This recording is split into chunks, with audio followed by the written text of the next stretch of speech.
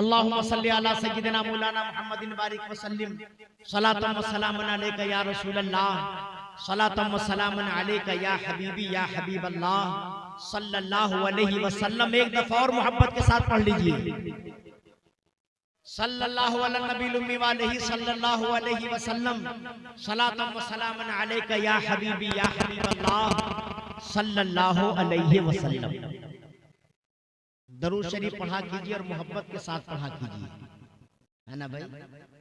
अभी गुज़श्ता साल और इन साल हमारे यहाँ दारुल बाज़िया शब बरई कुंडा प्रतापगढ़ में 12 रोजा दरूद शरीफ के विर्द का प्रोग्राम था। गुज़श्ता साल 275 घंटा लगातार हमारे मदरसे दारुल बाज़िया शब में दरूद खानी का एहतमाम किया गया, यानी 12 दिन तक लगातार 1 मिनट के लिए भी ब्रेक नहीं हुआ। और सब लोगों ने मिलकर 1 करोड़ से ज्यादा 1,25,00,000 तक तो गिना गया, और उसके बाद में फिर हम लोगों ने गिनना छोड़ दिया और दरूद पाक का विर्द हुआ। अब अगर मैंने जो आकलन किया है कि अगर आप तब्दीली लाना चाहते हैं, चेंजिंग लाना चाहते हैं, अपने अंदर बदलाव लाना चाहते हैं और सच्चे और पक्के नबी के आशिक बनना चाहते हैं, तो आप पर जरूरी है कि 5 वक्त पाबंदी के साथ नमाज पढ़िए और कसरत के साथ मेरे नबी पर दरूद पढ़िए। कहिए इंशाअल्लाह, जोर से बोलिए और जोर से बोलिए। दरूद शरीफ एक ऐसा अमल है, एक ऐसा वजीफा है जिसका कोई रिएक्शन नहीं होता, और सबसे बड़ा एक्शन इसका यह है कि मरने के बाद ही से आप पर अल्लाह की रहमतों की इतनी बरसात होगी और नबी पाक अलैहिस्सलाम का इतना जबरदस्त करम होगा कि आप जन्नत के बागात में टहलेंगे और मुस्तफा के कुर्ब में रहने का मौका मिलेगा। पढ़ेंगे ना दरूद शरीफ? तो जरा एक दफा बुलंद आवाज से पढ़ लीजिए।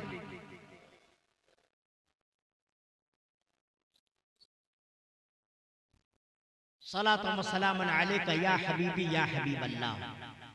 आज कुरान के ताल्लुक से कुछ जरूरी बातें मैं गोश गुजार करूंगा। एक शेर समाअत फरमाएं। यही है आरजू तालीमे कुरान आम हो जाए, यही है आरजू तालीमे कुरान आम हो जाए, हर एक परचम से ऊंचा परचमे इस्लाम हो जाए, हर एक परचम से ऊंचा परचमे इस्लाम हो जाए। परियावार कुर्बो जवार के जिंदा दिल सुन्नी मुसलमानों, जिस मदरसे के जलसे में आप लोग आए हो, ये मदरसा हमारे दीन का किला है, दीन की हिफाजत का जामिन है, दीन फैलाने का एक बेहतरीन कारखाना है, इस्लाम लोगों तक पहुंचाने का एक शानदार माहौल है। एक ऐसी कंपनी है जहां लोहा नहीं ढाला जाता, जहां तांबा और पीतल नहीं ढाला जाता। यह ऐसी कंपनी है जहां सोना नहीं पिघलाया जाता, जहां चांदी नहीं पिघलाया जाता। यह ऐसी कंपनी है कि इस कंपनी में इन बच्चों के सीने में कुरान पाक को उतारा जाता है, अल्लाह का कलाम उतारा जाता है, कलाम रब्बानी उतारा जाता है। और याद रखिएगा, अगर समाज से, अगर सोसाइटी से, अगर माहौल से, अगर इस पूरे माशरे से मदरसे को निकाल दो तो फिर दुनिया में कुछ नहीं बचेगा। ये मदरसों का मामला है, इस्लाम बचा हुआ है, पैगाम इस्लाम बचा हुआ है, अजमत इस्लाम बचा हुआ है। तो मदरसों का मजबूत होना बहुत जरूरी है। बोलो भाई, अगर मदरसा नहीं होगा, नमाज पढ़ाने वाले इमाम कहां से आएंगे? अगर मदरसा नहीं होगा, रमजान शरीफ में तरावी में कुरान सुनाने वाले कहां से पाएंगे? अगर मदरसा नहीं होगा तो हमें हलाल क्या है हराम क्या है ये बात कौन बताएगा? अगर मदरसा नहीं होगा तो हमें इस बात की तरफ कौन लेकर के जाएगा ये जायज है और ये नाजायज है? अगर मदरसा नहीं होगा तो हमें कौन बताएगा माँ की ताजीम का ये मामला है, बाप की तकरीम का ये मामला है? अगर मदरसा नहीं होगा तो हमें कौन बताएगा खुदा पर ईमान कैसे लाया जाए, रसूलुल्लाह पर ईमान कैसे लाया जाए, कितनी चीजों पर ईमान लाना जरूरी है? अगर मदरसा नहीं होगा तो हमें कौन बताएगा कि नबी पाक अलैहिस्सलाम की अजमत क्या है, मुस्तफा की शान क्या है? तो ऐ सुन्नियों, अगर अपना ईमान बचाना है और दूसरों के ईमान को बचवाना है तो मदरसों से मोहब्बत कर लो, मदरसों के करीब आ जाओ, मदरसा के करीब आ जाओगे, तुम दीनदार भी बन जाओगे और मुस्तफा के वफादार भी बन जाओगे। तो बनेंगे ना इंशाअल्लाह? जोर से बोलिए, और जोर से बोलिए। दुनिया की सबसे सच्ची, सबसे अच्छी और सबसे शानदार किताब कौन है? जोर से बोलिए। आसमानी किताबें कुल कितनी है? कितनी? बस। और वर्ल्ड कप कितना हो चुका है अभी तक? कई वर्ल्ड कप हो गया है बताओ बे? बोलिए भाई, ये सब आपको पता है। आजकल के हमारे जो मुस्लिम समाज के बच्चे हैं ये इस्लाम सीखना नहीं चाहते हैं, इनको अपनी हिस्ट्री भी नहीं पता। आज बैतुल मुकद्दस को बचाने की बात हो रही है, बैतुल मुकद्दस के शान और उसकी आन बचाने की बात हो रही है।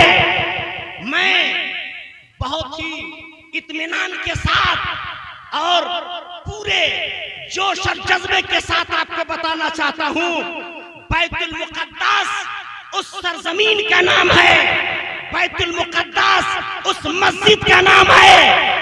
दुनिया में ऐसी कोई मस्जिद नहीं जो मकाम बैतुल मुकद्दस को इस मामले में हाजिर है।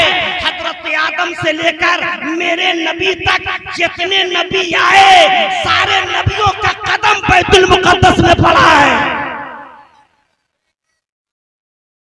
सारे नबियों का कदम बैतुल मुकद्दस में पड़ा है। बोलो भाई, किसी मस्जिद में एक नबी का कदम पड़ा, किसी मस्जिद में 2 नबी का कदम पड़ा, किसी मस्जिद में 4 नबी का कदम पड़ा, किसी मस्जिद में 20 नबी का कदम पड़ा, किसी मस्जिद में 50 नबी का कदम पड़ा, किसी मस्जिद में 100 नबी का कदम पड़ा, किसी मस्जिद में 1000 नबी का कदम पड़ा। लेकिन ऐ बैतुल मुकद्दस तेरी अजमतों को सलाम, ऐ बैतुल मुकद्दस तेरी रिफतों को सलाम, ऐ बैतुल मुकद्दस तेरी शान को सलाम, ऐ बैतुल मुकद्दस तेरे मर्तबे को सलाम। तेरा तो मकाम है कि तेरे अंदर सारे नबियों का कदम पड़ा। बोलो भाई, जब नबी पाक अलैहिस्सलाम मेराज में जा रहे थे तो सारे नबियों की आपने इमामत वहीं किया था ना? और सारे नबी वहां आए थे, यही मैंने किताबों में पढ़ा है। सारे नबी आए थे, जितने भी पैगंबर जा चुके थे सब आए थे। और एक अजीब सी बात है, न व्हाट्सएप का जमाना था, न फेसबुक का जमाना था, न ट्विटर का जमाना था, न इंस्टाग्राम का जमाना था, न मोबाइल का जमाना था। ये खबर सारे नबियों तक कैसे पहुंच गई? और नबी कहाँ थे? आदम अलैहिस्सलाम अपनी कब्र में थे, नूह अलैहिस्सलाम अपनी कब्र में थे, दानियाल अलैहिस्सलाम अपनी कब्र में थे, हजरत यहया अलैहिस्सलाम अपनी कब्र में थे, हजरत मूसा अलैहिस्सलाम अपनी कब्र में थे, हजरत ईसा अलैहिस्सलाम अपनी कब्र में थे। ये ऐलान किसने किया कि सब तक ये बात पहुंच गई, हजरत आदम अपनी कब्र से निकले, हजरत नूह अपनी कब्र से निकले, हजरत दानियाल अपनी कब्र से निकले, हजरत मूसा अपनी कब्र से निकले, हजरत ईसा अपनी कब्र से निकले और सब निकलकर बैतुल मुकद्दस में आ गए। ऐ मेरे मुस्तफा के जिंदा होने पर कलाम करने वालों, आओ मैं तुम्हें बताना चाहता हूँ। हजरत आदम की जिंदगी पढ़ो, हजरत मूसा की जिंदगी पढ़ो, हजरत ईसा की जिंदगी पढ़ो। जब ये सारे नबी दुनिया से जाहिरी पर्दा फरमाने के बाद अपनी अपनी कब्रों से निकल के बैतुल मुकद्दस आके नबी के पीछे नमाज पढ़ सकते हैं, तो जब इन नबियों की जिंदगी का ये आलम है तो आमना के लाल की जिंदगी का आलम क्या होगा?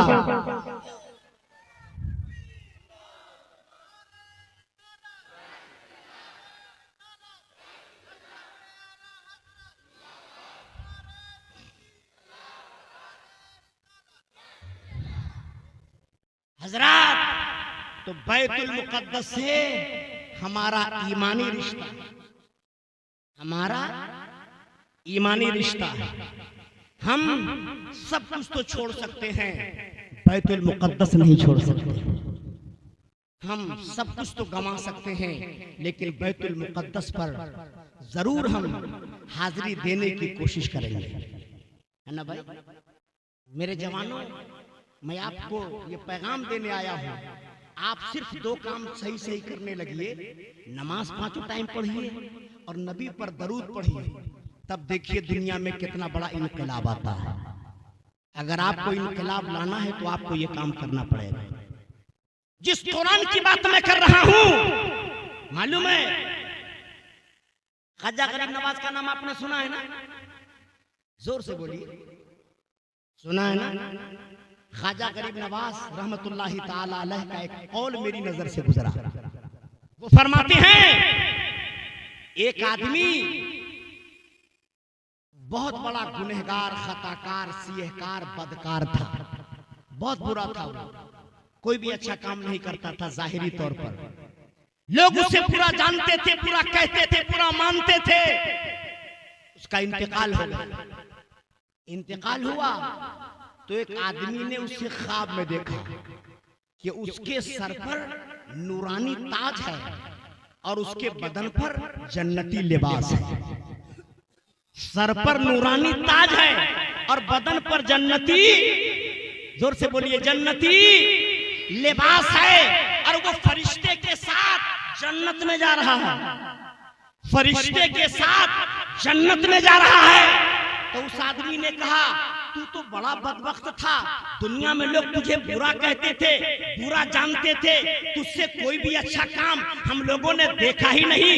ये बता, जन्नती लिबास तू पा गया, जन्नती टोपी तू पा गया, फरिश्तों की हमराही में तू जन्नत में जा रहा है, ये बता, ये मर्तबा मिला कैसे, ये मकाम मिला कैसे, ये रुतबा मिला कैसे? तो वो कहता है, मैं बड़ा गुनहगार था, मैं बड़ा खताकार था, मैं बहुत बड़ा पापी था, लेकिन सुनो, जब मैं कुरान को देखता था ना तो इज्जत के साथ खड़ा हो जाता था। जब कुरान को देखता था मोहब्बत के साथ खड़ा हो जाता था, मोहब्बत के साथ कुरान को चूम लिया करता था। जब मैं कुरान को देखता था मेरा चलता हुआ कदम रुक जाता था। जब मैं कुरान को देखता था मैं लेटा रहता था, खड़ा होकर मोहब्बत भरे अंदाज में कुरान पाक की मैं ताज़ीम करता था। मैंने कुरान की ताज़ीम किया, मैंने इज्जत की नजरों से कुरान को देखा, मैंने मोहब्बत के माहौल में कुरान को देखा, मैंने कुरान को मोहब्बत के साथ देखा। खुदा को ये आदत पसंद आ गई। और आज जो जन्नती लिबास देख रहे हो, ये जन्नती टोपी जो देख रहे हो, फरिश्तों की हमराहियत जो देख रहे हो, ये किसी और वजह से नहीं है, ये कुरान की ताज़ीम करने की वजह से है। अब आप बताइए, जो कुरान को इज्जत की नजरों से देखे, जो कुरान की ताज़ीम करे, उसको इतना बड़ा मकाम, और जिसके सीने में 30 पारा कुरान आ जाए, बोलिए भाई, उसका कितना बड़ा मकाम होगा। हजरत महमूद गजनवी नाम आपने सुना होगा, ये सब तारीखी नाम है। हजरत महमूद, जोर से बोलिए, एक दफा नाम जोर से बोलिए, क्या नाम है? ऐसे बुजुर्गों का नाम लिया कीजिए, इन नामों के लेने से भी बरकत पैदा होती है। क्या नाम है, महमूद गजनवी रहमतुल्लाहि ताला अलैह। वो फरमाते हैं कि मैं एक दिन अपने कमरे में सोने गया, महल था उनका, महमूद गजनवी बहुत बड़े बादशाह भी गुजरे हैं। महल में जब सोने गए, लेट गए, तो उनकी नजर पड़ी कि ताक में कुरान रखा हुआ है, ताक में कुरान रखा हुआ है। फौरन उठ गए और उठने के बाद उन्होंने कुरान को उठाया और दूसरे कमरे में लाके रख दिया।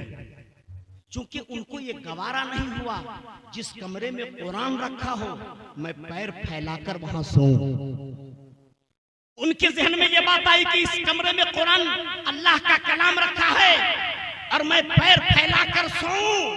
रात में पता नहीं कब क्या पोजीशन बन जाए, ये कुरान की ताजीम के खिलाफ है। उन्होंने कुरान को उठाया और दूसरे कमरे में जाके रख दिया और फिर आकर लेट गए।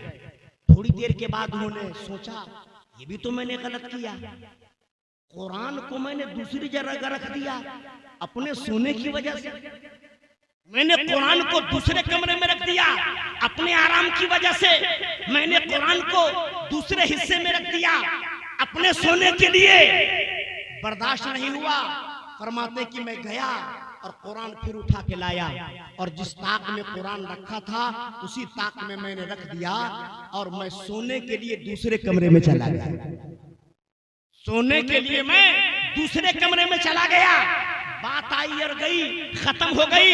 जब महमूद गजनवी रहमतुल्लाहि ताला अलैह का विसाल हुआ तो एक आदमी ने ख्वाब में देखा, तो आप जन्नती थे, जन्नत के महलात में आपका मकान था, जन्नत के गली कूचों से आप बहुत अच्छी तरह वाकिफ थे।